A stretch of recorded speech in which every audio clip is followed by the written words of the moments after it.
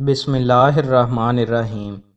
رسول اللہ صلی اللہ علیہ وآلہ وسلم نے ارشاد فرمایا، جو بندہ بھی اللہ کے لیے ایک سجدہ کرتا ہے، اللہ اس کے بدلے میں اس کے لیے ایک نیکی لکھتا ہے اور اس کی وجہ سے اس کا ایک گناہ معاف کرتا ہے اور اس کی وجہ سے اس کا ایک درجہ بلند کرتا ہے، اس لیے سجدے کثرت سے کرو۔ رسول اللہ صلی اللہ علیہ وآلہ وسلم نے ارشاد فرمایا، میرے بعد کچھ حکمران ایسے ہوں گے جو نہ میری ہدایت سے روشنی حاصل کریں گے اور نہ میری سنت پر علم کریں گے۔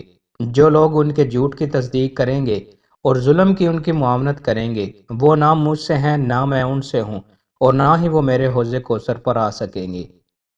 رسول اللہ صلی اللہ علیہ وآلہ وسلم نے ارشاد فرمایا، تین باتوں پر میں اللہ کی قسم کھاتا ہوں، ان میں سے ایک یہ کہ اگر کسی بندے پر کوئی ظلم ہو، وہ اس پر صبر کرے تو اللہ تعالیٰ اس کی عزت میں اضافہ فرما دیتا ہے۔ رسول اللہ صلی اللہ علیہ وآلہ وسلم نے ارشاد فرمایا، کیا میں تم کو بدترین آدمی کے بارے میں نہ بتا دوں؟ یہ وہ آدمی ہے جسے اللہ کا واسطہ دے کر مانگا جائے اور وہ نہ دے۔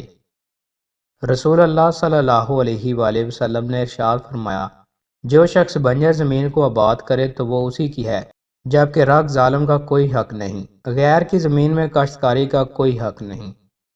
رسول اللہ صلی اللہ علیہ وآلہ وسلم نے ارشاد فرمایا، جس شخص نے کوئی گناہ کیا اور اس گناہ کی حد قائم کر دی گئی تو وہ حد اس کا کفارہ بن جاتی ہے۔ رسول اللہ صلی اللہ علیہ وآلہ وسلم نے ارشاد فرمایا، منافق کی تین نشانیاں ہیں، جب بات کرے تو جھوٹ بولے، جب وعدہ کرے خلاف ورزی کرے، اور جب اس کے پاس امانت رکھی جائے تو خیانت کرے۔